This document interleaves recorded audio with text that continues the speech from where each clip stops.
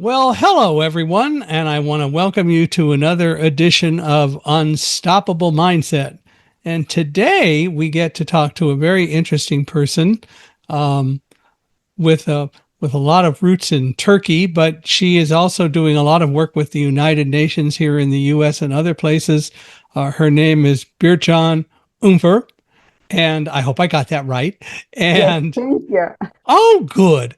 And Bircan is with us and is going to talk about a number of things that she is working on. She's working on, and for years has been involved with a program called Light Millennium, and we'll talk about all that.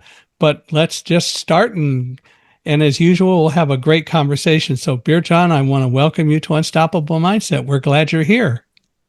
Thank you so much, Michael Hingson. It's great honor and privilege to have your guest. Especially, I love the title "Unstoppable Minds." It's really inspiring and triggering the mind. Thank you. Well, my pleasure. We're glad that you have the time to spend with us, and we will do it and make it work. Well, let's start. I love to start this way because I really want people to learn about you. Tell us kind of about the early Bircan growing up, and then we'll go from there. So tell us about Bircan and growing up and all of that. Thank you. This will be a little bit different than most people know about me, my work. Well, we'll I get to am your work. Yeah, I know. I mean, the people who already know my work, what I'm gonna say now is completely too different version. So, I am elder of seven siblings, and I was born in an ancient village in mid Anatolia, actually nearby the Black Sea region.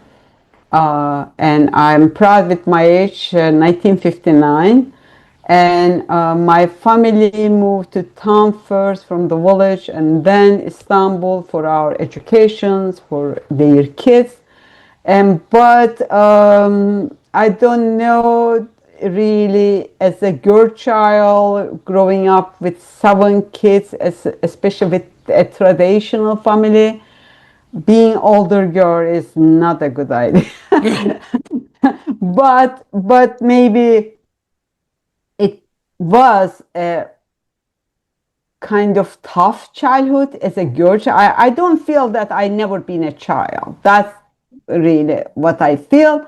But on the other hand, and that was, when you are growing up, living through, like I was a kind of second mom, and also our home was kind of everyone, our guests from the village town, and stay over not on one night, like or a week, like sometimes months, even years. You won't believe that.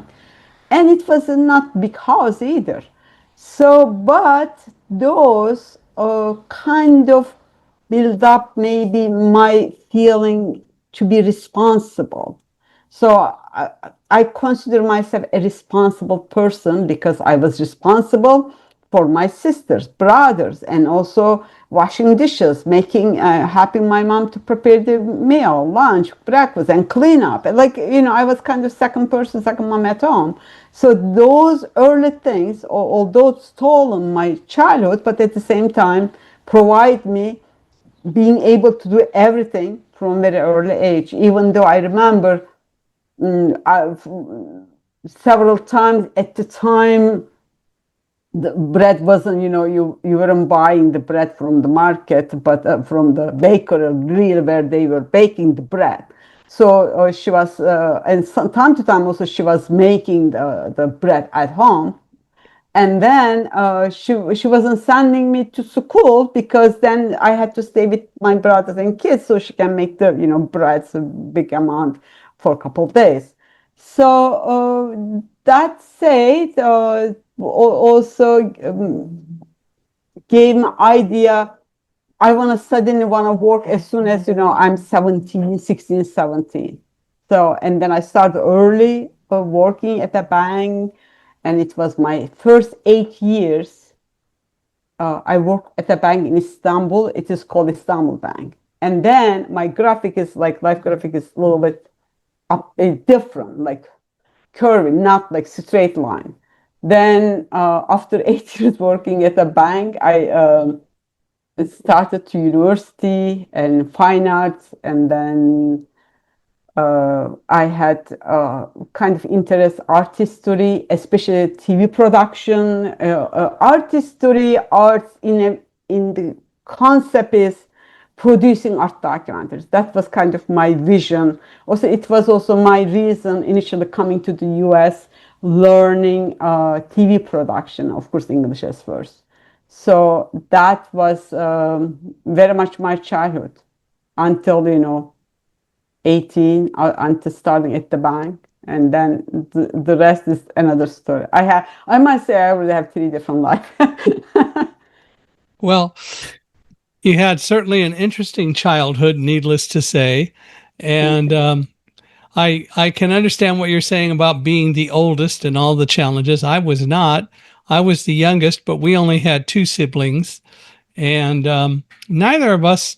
We were both males, and so we did not do a lot in terms of preparing meals and all that sort of stuff, except my brother and I were both in the Boy Scouts. And so when we went camping and other things like that, we learned how to cook on an open fire and things like that. But still, I understand that you had a lot that you had to do. What lessons did you learn by being the oldest child? What kinds of things do you think that you carry over to your life today because you were the oldest? I think two different components of that. One is also because it wasn't only I was the eldest kid at the home and as a girl, but also at the time there wasn't that kind of awareness which we have today. Which I mean, my mom got married with my dad at the age of 15, and she had birth. She had given me birth at the age of 16. The reason I'm bringing up this, when we were going to shopping, Kapalı Çarşı, Grand Market of Istanbul, when I was 15, 16, and literally we were halfway age difference between my mom and myself. And when I was saying mom, and the people were surprised, and isn't your sister, elder sister? They were asking me, and she was my mom. So, but this is in the long later years, I always become the best friend with my mom. And even my brother was saying, "Oh, now I understood that you are the joy of my mom, because she can kind of joke, and the others, my kids, like they are kids, but I'm her friend because we kind of similar." That is one, lifetime developed feeling and strong connection, different connection with my mom. And the other also, as I mentioned at the beginning, it really this whole, not selected, but which house you born, which condition you grow up, that build up for me early high level responsibility. I feel responsible to do everything, and that's a little bit tiring, because that's what I want to say here. You say something in our after our initial Zoom meeting. It's really very inspiring. You say something, I just took note. We can solve all the world's problems. We can. You don't say we cannot. You say we can solve all the world's problems. So like, it wasn't possible. It's not possible, but as if I could solve the problems or I could carry everything. So it's kind of build up my bricks in my life. One of the things that you certainly, it sounds like you learned as you were growing up, though, was all about responsibility and learning to take charge, but learning about responsibility and feeling that it was okay to be responsible for others in your family and so on. And I think a lot of people don't necessarily learn a lot of lessons about responsibility like they should, but you were put in a position where you had to do that, which is certainly a good thing, because you clearly have done that in your life. That's very true. And also, it goes with everything. Let's say, sometimes some people think maybe unnecessary action. When people cut trees, even in their, backyard or front yard, forever trees or any type of trees or fruit trees, I really get mad and upset because it is irresponsible to nature, to their own environment, just feeling the responsible to trees, loving the Mm-hmm. trees, loving the, for instance, if when I was, it was 2 weeks ago, I was working at my desk, a bees was, flying around me, and I don't like, trying to hit and chase the bees. And I just left the window open, moved the room 2 hours, and it's gone. So I don't want to hurt things, even though if it bite me, it would have hurt me, right? So to kind of find a way, being responsible, because also I have a subconscious thinking that if I try to chase, hurt, if an insect, any of them, they react sharp. So Sure. I'm not a threat to them, so they are not threat to me. So I kind of make a subconscious connection, communication. Well, and it's it's better to learn to love than not. Right. So I hear what you're saying. Now you didn't go to college or university, right? Or you did? Of course, I did. That's what I was just briefly brought this stair at that level. That after 8 years working at the Istanbul Bank, from literally actually 17 to 24 or 23, late 23, early 24, then I started at the Fine Arts University in Istanbul, and I mainly study both as major Turkish traditional arts, and also along with as a minor. We didn't have a minor, but we didn't have the minor degree, but we had a selected courses. So I was following up several, like 4 years in a row, and also whole year around, not the quarter semester based art history and Ah, contemporary art. So I started writing on arts and exhibit and interviewing artists while I started study at the Fine Arts University, which is top university in fine arts in Istanbul, Mimar Sinan Fine Arts University. so you learned a lot about fine arts Yes. and you had obviously learned about finance from the bank, which is No, didn't because learn I that did much, huh? not at all, and I didn't like it. That's why I changed all my life line. Right. But but you enjoyed art. Yes, and because also art always, for me, and it as it is today, whatever the life problems we cannot be resolved, art is always for me a branch to hold on and to kind of feel strength, connect with the nature, with the art culture, whom I never might met, or maybe is, through art, through music, through books. So it's kind of really, I think the best human conscious and what we leave behind is what we produce. Creative might be a little bit another discussion. What is the term defined? And now everyone using like creative for everything, but creativity is like really what stays, centuries, and something adds what is already before, and what you brought it something new, that new perspective, like cubism and Fauvism and expressionism and all that different genres, or pop arts, and another one, Dali's movement. So all the Dadaism. So each of them brought something what is already existed, and then moved to different level, and also technology and communication brought where we are today. So and music, I'm not any degree train or understand, but I love music as most people. But Sure. music and arts and literature and writing is always for me, also taking pictures. I don't trust my memory much, but this is not new, not because of my age now, but I always like take the pictures. Whether I have cell phone, the oldest, so, digital or the manual photographs. So even though when I run into where was it, where I was, who was with who next to me, I can't remember.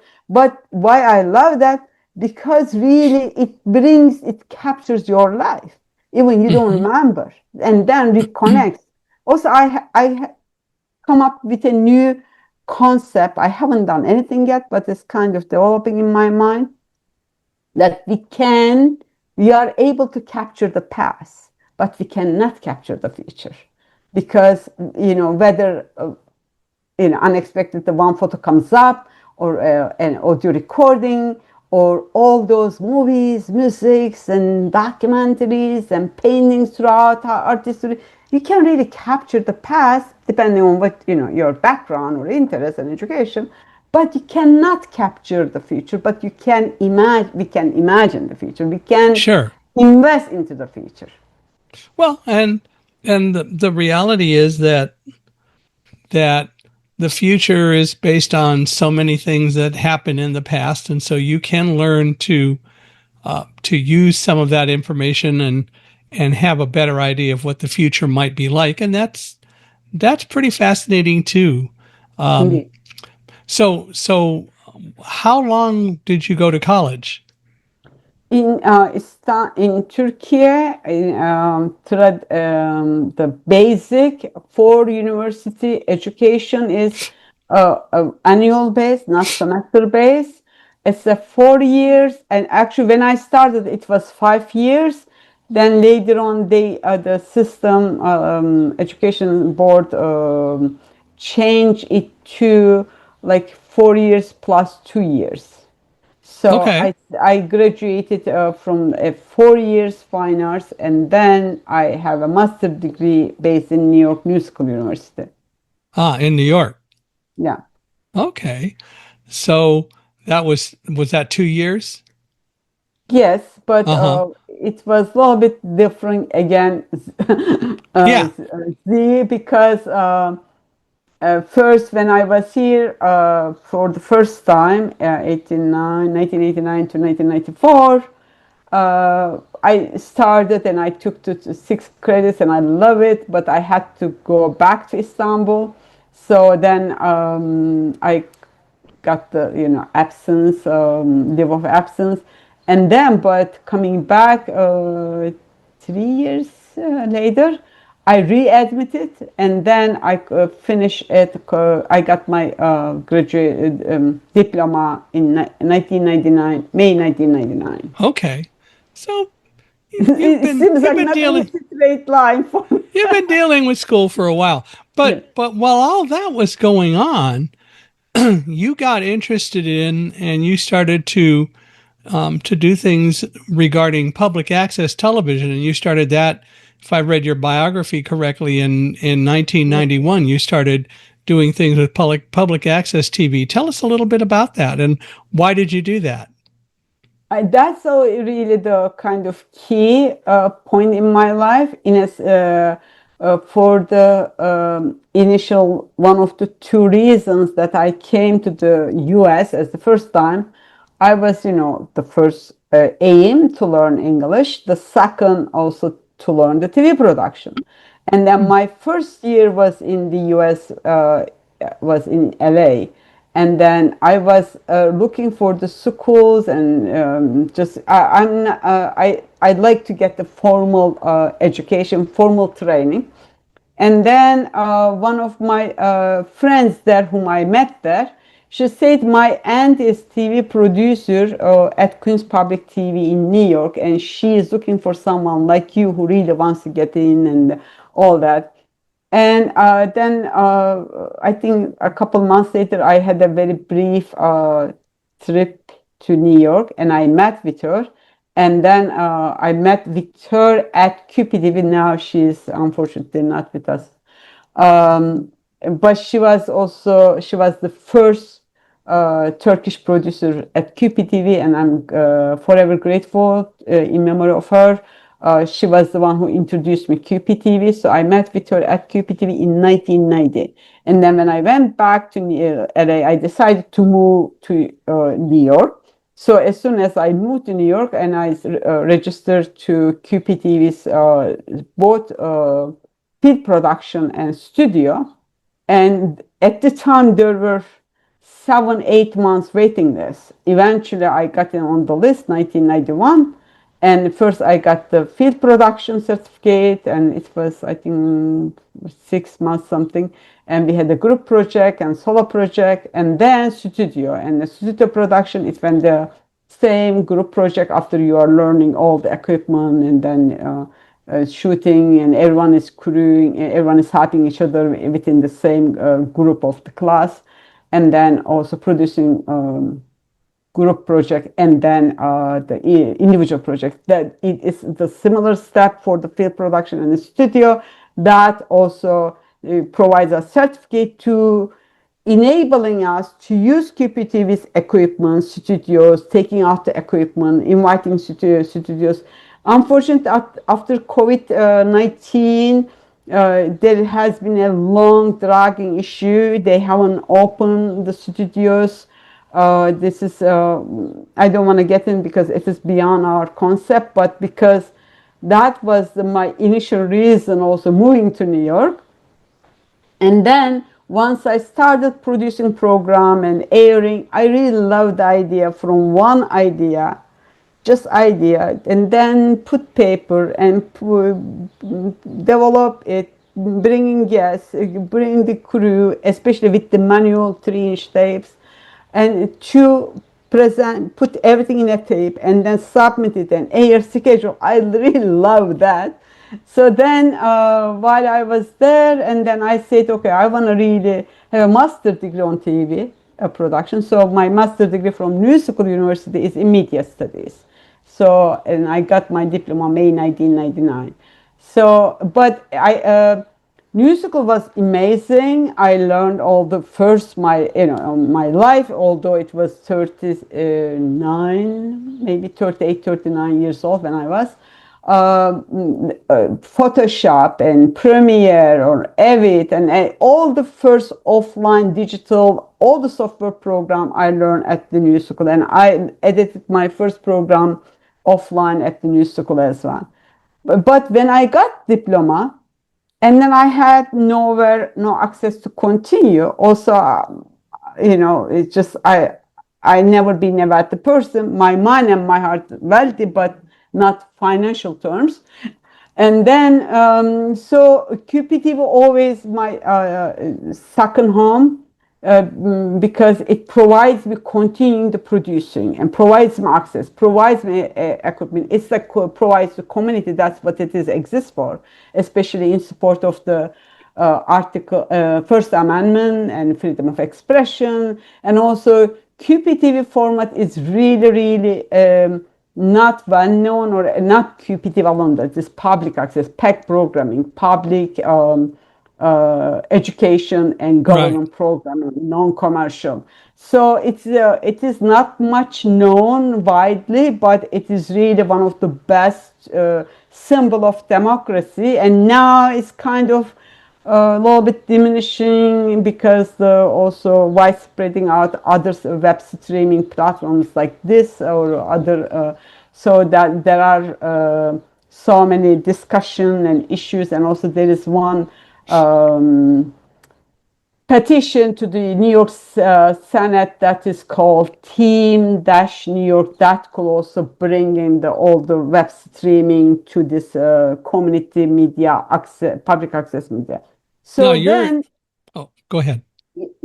No, I mean the question is, so QPTV has been the longest since 1991. I've been providing content, and as long as I am in the US. If I'm out of the country, even if I am out of the country, my previously submitted programs are rerunning indefinitely, whenever they schedule for.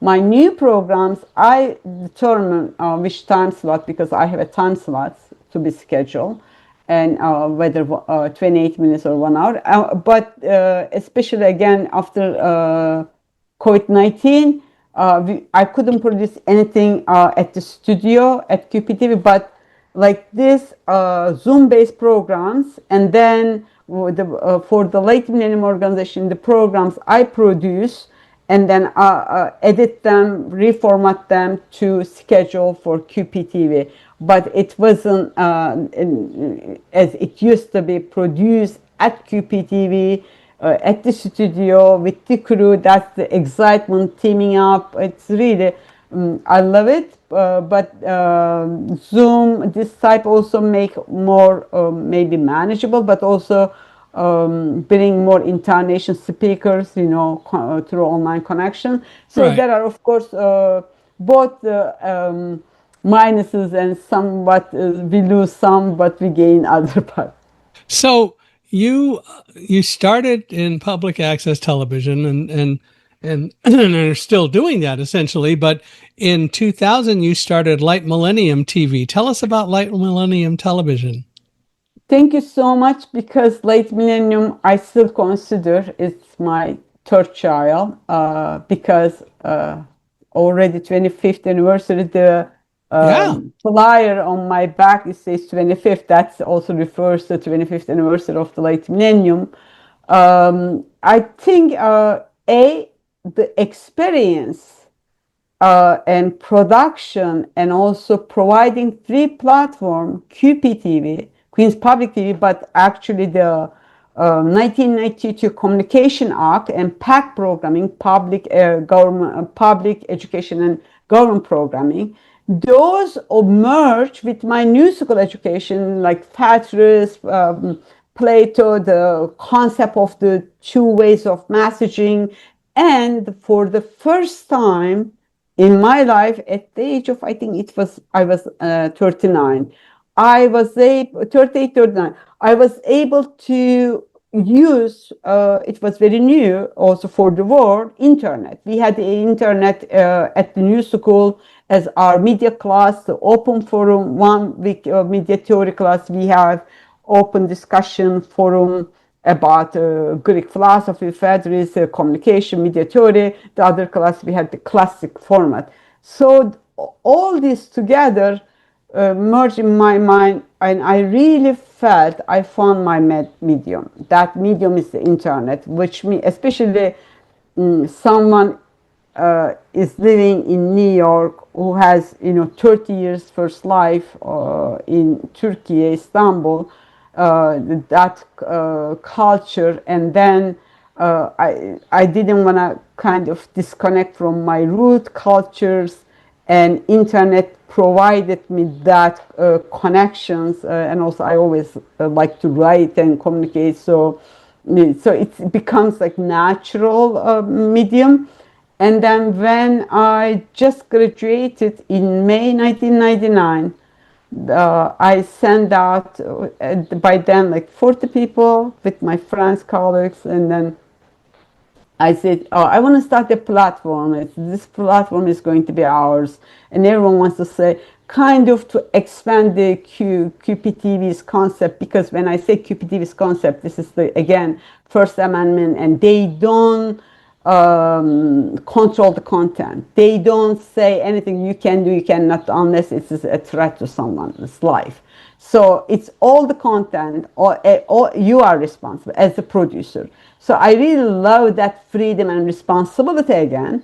And then I was mentoring at the New York Full Moon Films and Television, and I was kind of trying to find what I want to do, and I was already producing programs at QPTV. I never give up as long as I could afford to produce the time and edit. Edit's always more time consuming. And then the executive director of the, at the time, 1999 Women Film and Television, she said, you can form a nonprofit. I never thought it before, and I'm forever thankful to her. And then I said, I don't know what to do, where to start, because perhaps she saw the potential, because I was producing non-commercial and publishing, trying to promote, through group emails and whatever the social media available at the time, well, mostly email and group emails. And then she suggested me volunteer lawyers of arts that she said they can help you. And I never knew, and I never thought, if I never came to US, maybe I would never had a concept of forming a nonprofit or Light Millennium. So that US and all combination brought me and News School, Queen's Public TV, First Amendment, United Nations, Article of 19, Universal Declaration of Human Rights, everything together kind of merged in my mind. Also the projects I produced, I communicated, contacted with people, I learned from them. So then when I contacted with them, they asked me, what is my statement, this, that, and then I drafted all of them, and they put in the legal, terms and terminology. And I was lucky that we got a pro bono, at the time, one of the, major US law firms. I think I can say now because they, even though I think merged, K. Schuler, but they took our case and they formed my organization on a pro bono basis, and officially the first as a non-profit organization, then with the 501c3 together. So we officially formed 2001, July 17, and then right after that they filed 501c3 for us, and then we granted that in September 18, 2002. My memory is not good, but I remember that date as of today because it was kind of imprinted in my mind. But also the beauty was that the granting of 501c3 was effective of the formation date, which is July 17, 2001. So then, since I started the Light Millennium concept, introducing, speaking people, creating an open platform that everyone can, contribute, be part of it. So then I started in January 2000, on January 13, 2000, started first monthly the Light Millennium TV series at QPTV. That's how it came about. Does it make sense? Are you frozen? Hello? Hello? Yeah. I think it's frozen. Can you hear me now? Yes. Okay. Yeah. Well, you have certainly created quite a niche in the whole Light Millennium and all the other things that you've done, which is pretty fascinating. How did you get connected with the United Nations? Because I know you're doing work with them. Thank you. Actually, the concept with the UN use, I don't do work for them. Right. We do work with them. Right. You're connected with them. You're not working for them. I understand that. Yeah, it's just one word, but it's key differences. But as I mentioned, how the Light Millennium concept emerged, and also my master's degree program, media studies at the New School. And also there is another person I have to mention here also, in separate for her respectful and loving memory, Danielle Kemial. She was my advisor for my thesis project advisor at the New School.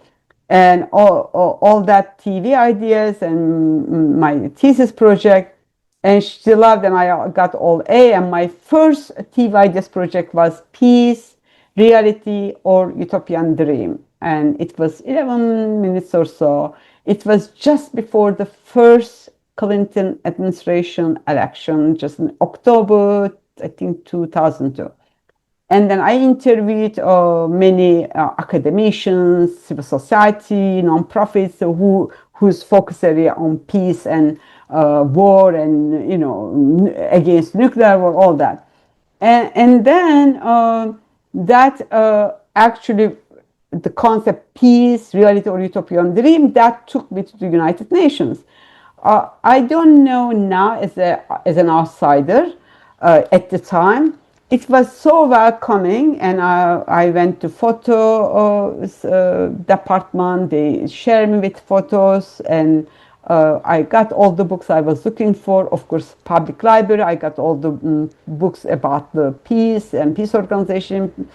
That 12 minutes program, Peace, Reality, or Utopian Dream, and physically led me to step in the UN for the first time. Mm-hmm. And then producing this project, searching kind of open to me new horizon.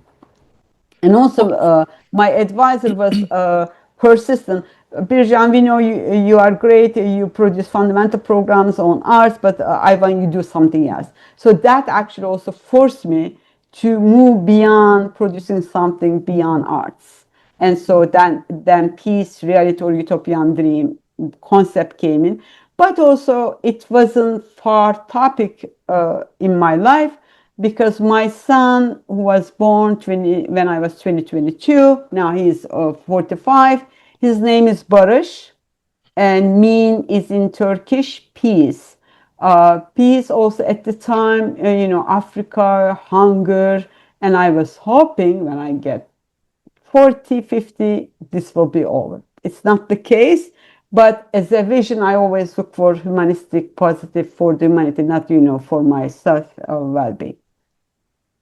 Well, you kind of act as a bridge between UN programs and local communities. Tell me more about that, because you view yourself as being a bridge between UN programs and the local community. Why do you view yourself as more of a bridge? That's a very nice metaphor, and I think it's very true for me too. Maybe I could take it three step backs. One is the village I was born. There is a river, and then there was a bridge, and that bridge was kind of fundamental, really. Going to where the people are established, living in all the agriculture and large fields, and it was kind of nostalgic to me. It's a bridge, but it's a stone short bridge. That's the first part. The second, Istanbul. My life mainly passed when I was in Istanbul, Turkey, in Istanbul.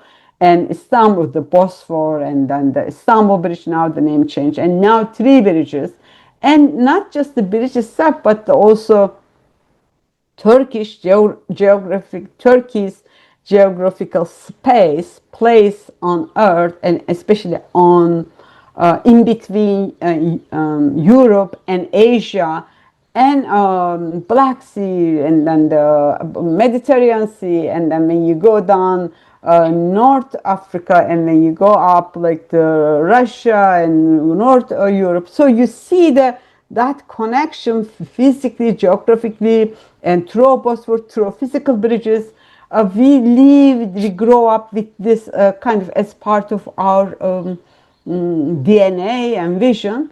When I was working on this, the initial need, in the nonprofit world to describe the need was to connect with my culture, people, friends, family, the internet medium.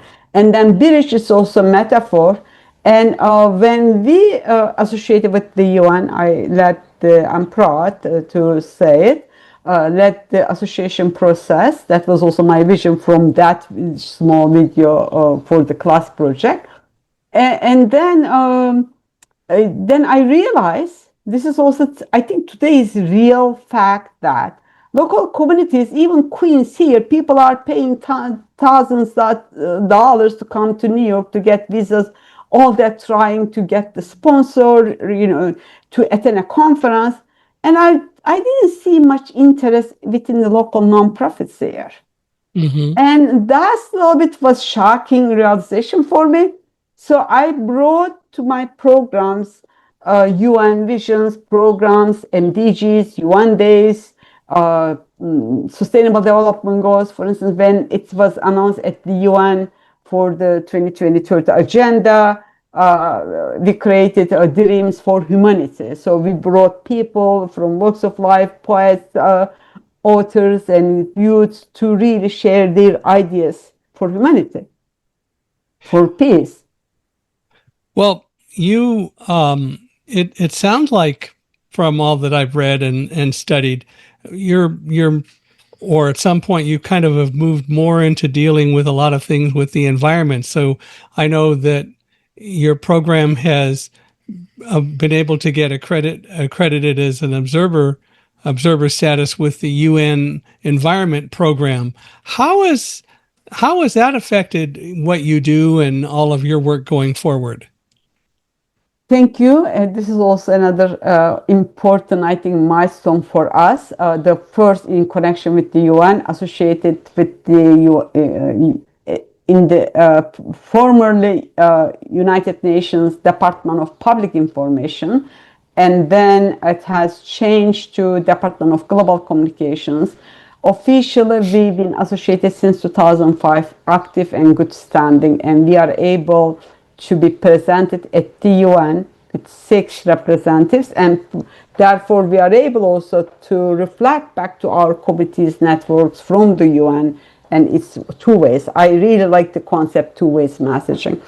And then always environment in somewhat it involves in our programs, but let's say through water, through energy, through, for instance, when the forest fires really burns my heart.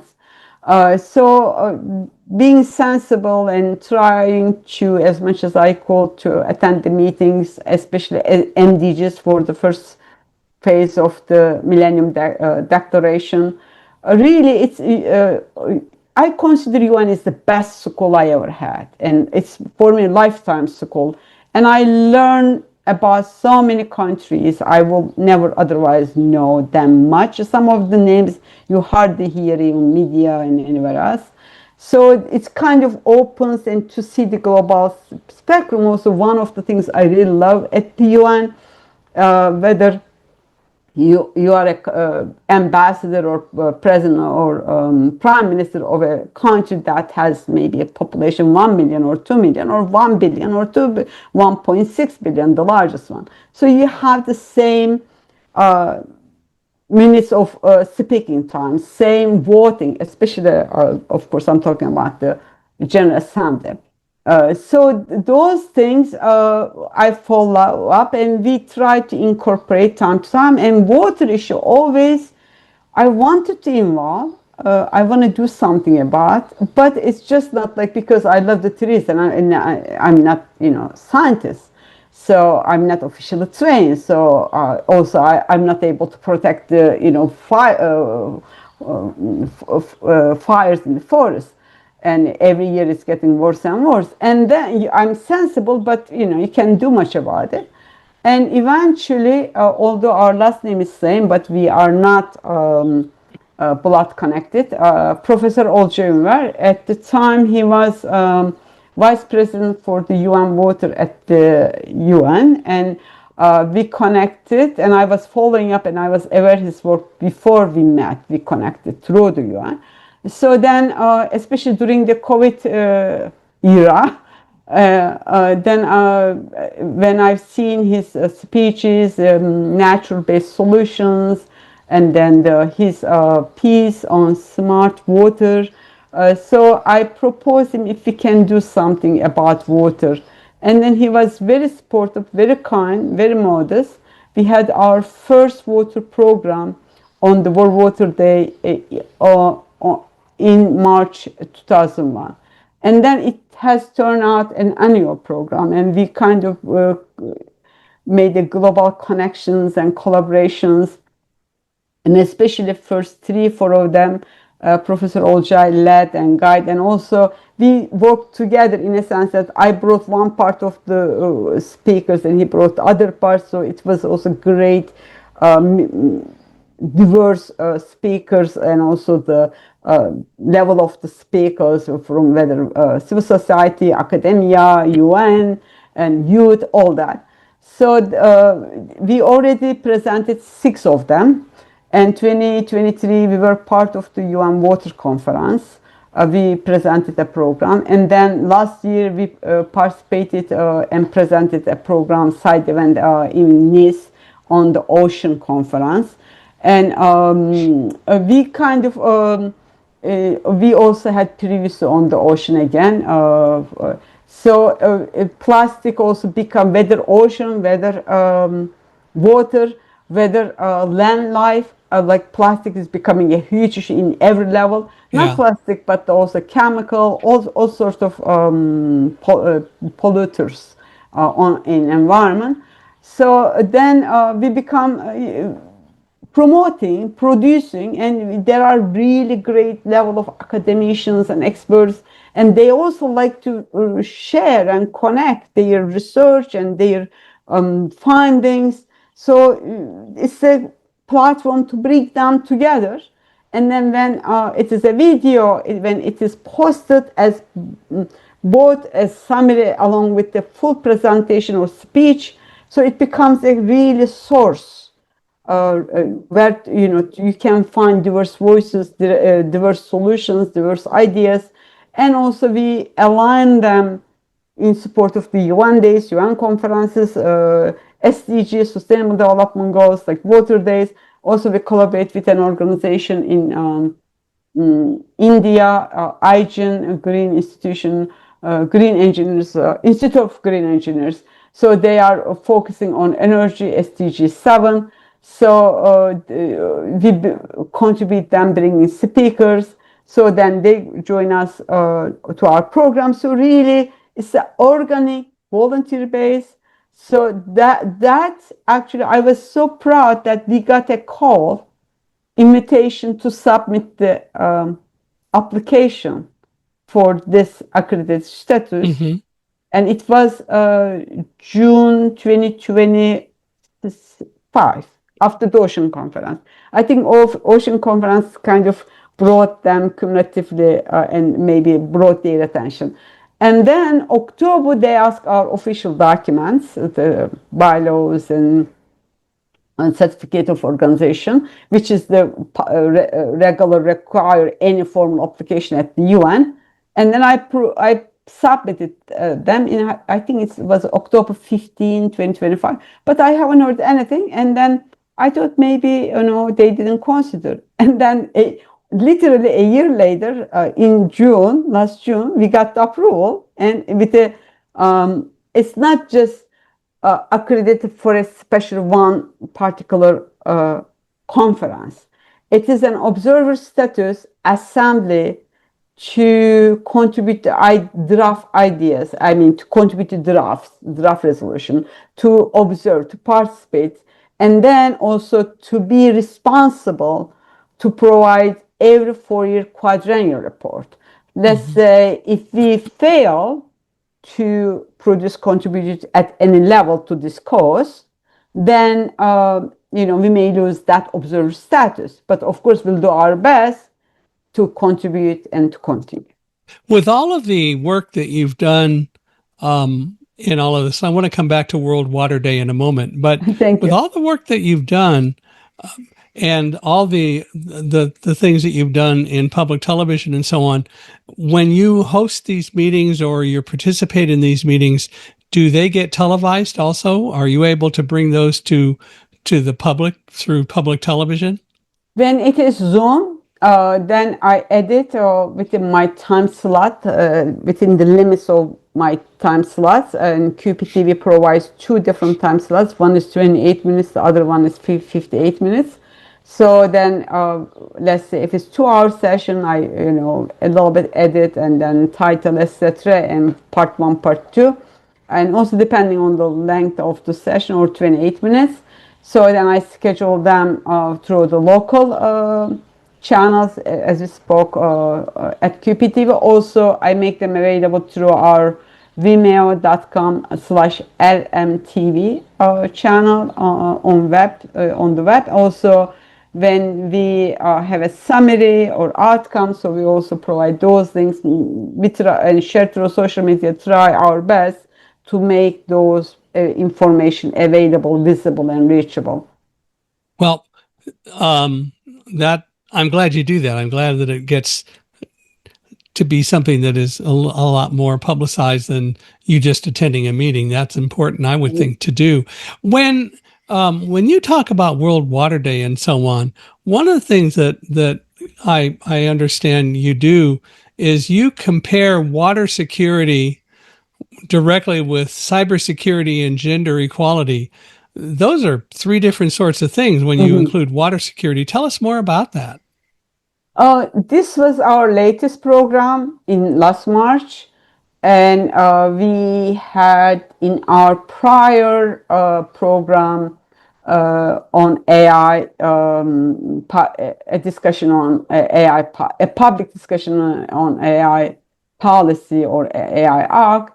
So he's a professor and at the SUNY, and he's a mathematician, and he's also teaching cybersecurity. And when I was talking about, when we met about the water conference upcoming actually in this December in the United Emirates on, I think, December 6 to 8, even I was thinking to attend, but I want to participate this time virtually instead of going there. When we were talking about, and I really liked his idea, and I say, as I asked exactly what you asked for, and then his really statement explanation made great sense, because everything is nowadays controlled through some form of electronic or AI or a combination of those systems, right? Competing systems. So if there is a technical issues, that's one case. But if there is a hack, especially water is the life source for everyone, whether you are billionaire, trillionaire, or you are the ordinary people on the everyday life. So water is the source for everything, including producing the energy. AI, so water is the life itself. So then when he said, if any hacking, whether, small, some, people with a bad intention, or some maybe big corporation because some profit purpose, they want to sell more, bottled water, whatever. Or some international security issues. Or you may name this many other things. So if a computer system, if the control mechanism, if the AI system, whatever that combination in that system is hacked, then everything is a huge risk. And that's number one, how it connects with the water. There's also now, we smart house, everything is electronic, everything, and then when that somewhat the life collapse there. So including water, including energy. So everything is so much, interconnected. And then how that the gender equality came. Also, we follow, Michael, the UN's annual based dedication team for each UN day or conferences. For instance, last year, water and gender equality, because water and gender equality is also so inseparable concept and conditions in many parts of the world. And then also our professor Emre Tokgöz, he also made beautiful connection that if women or if and when women are more in the security, cybersecurity, IT technology sectors, they are more sensitive. They are more like maybe natural in their DNA, like mother protection, so more protective. So there is less risk than where it is now. So to increase the gender equality, both not burden on the woman, where it's the water scarcity that woman has to carry the burden, girls even 5 to 7 years old when it's developing countries. When it comes to developing countries, and then if the girls are, and also that was staggering stats he gave, it still shocked me today, because he is a professor at SUNY. So what I mean by that, he said one of his class has only 4 girls out of 30. One of his class has only 1 girl. One of his class doesn't have no girl. So even though if girls are not getting in this field, how we gonna bring the gender balance in all cross-cutting sectors of society? So that's how, both from the UN perspective, the dedication team, also cybersecurity, the profile from a university that girls are not showing attention, interest studying cybersecurity. That was the fact based on his class last semester. One of the things that you have done, as I understand, is you've written several books. Yes, there are more, but hopefully I could work on them, publish them as well. My first book was, Michael, based on my interviews with artists and my reviews on art exhibits, and also when I had questionnaire surveys like with artists, galleries, academicians, professors, students, before my first life, prior the US. So when I went back after 4 years, and I was really eager to get in a job as a TV producer, and somewhat that didn't work despite all my efforts. Even my project loved and everyone was after me, but they want to take the project but not give me the role what I deserve for. So then I kind of closed myself, and then I said I want to compile my books, my articles, my interviews. So that was how my first book came about in Turkish. To create is the most sacred. So like the value, to give the highest value for the creativity, intellectual production, that is through all those interviews, reviews, and questionnaires. So that was the first book. The second book, in a way, a bridge again between US and Istanbul, New York and Istanbul, or maybe LA, New York and Istanbul, because when I came here also, I've done freelance journalism. So I wrote some, reviews, sent the magazine I used to, send them, appear my interviews and reviews. So, and it was include, not too frequent, but it was include some of major exhibits, both from LA and also from the Metropolitan Museum in MoMA in New York. Also Turkish artists here. So I met them, when I started living in here. So then a combination of those, and also that was another metaphor developed in my mind when I was in Istanbul. I was feeling like the labyrinths of arts. So that's my second book title in Turkish, Labyrinths in Arts. So like you are like this kind of narrow and small world in Istanbul, art worlds, and very high competition. And then they'll be expanding to New York and LA.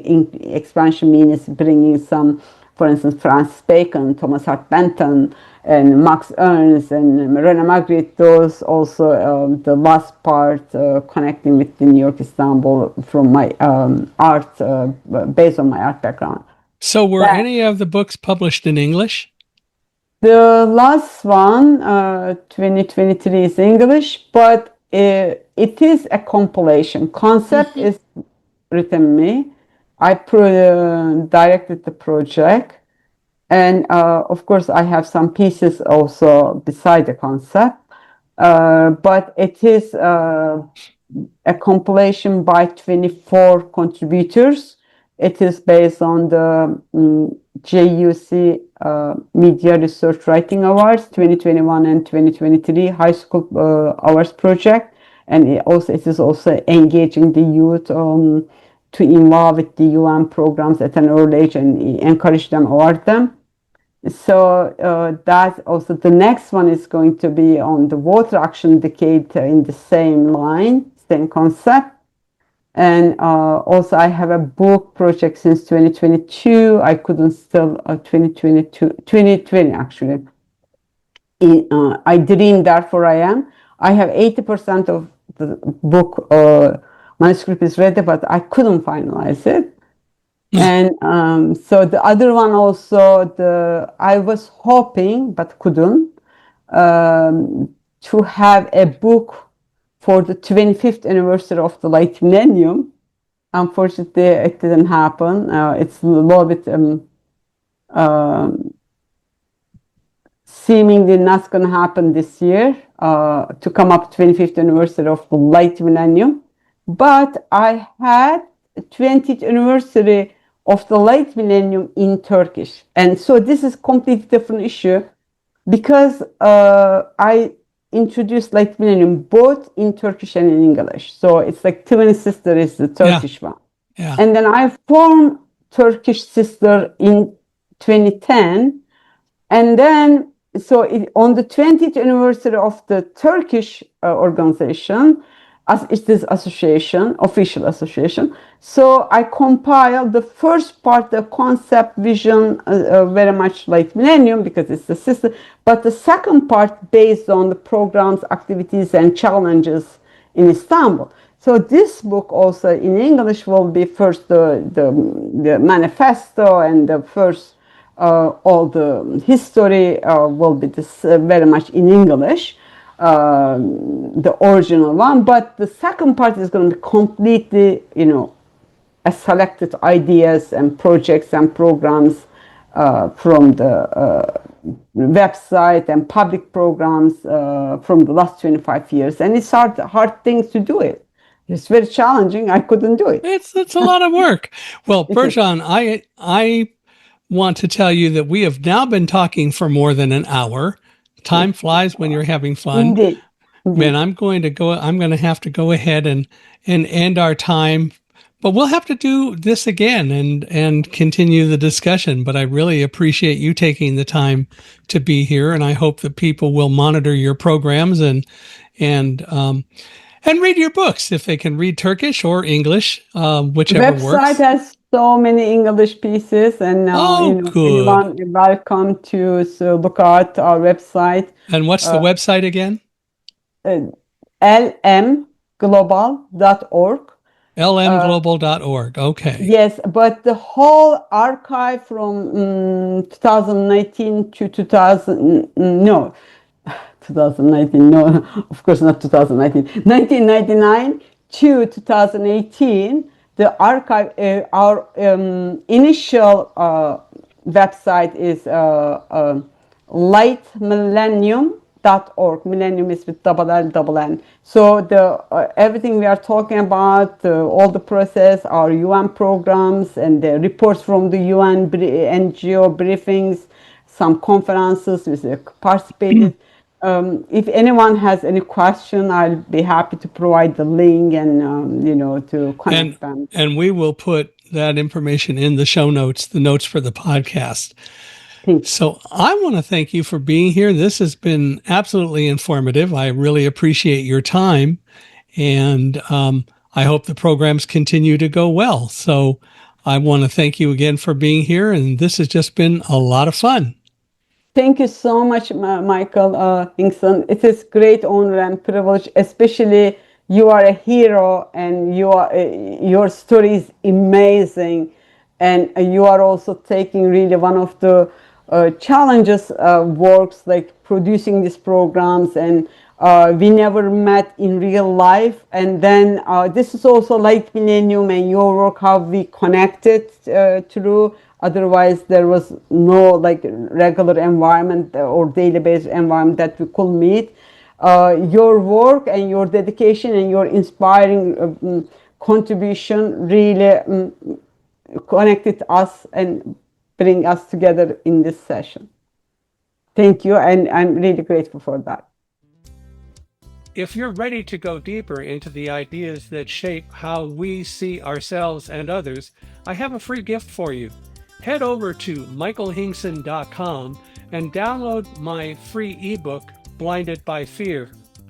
Keep learning, keep questioning, and keep choosing to live with an unstoppable mindset.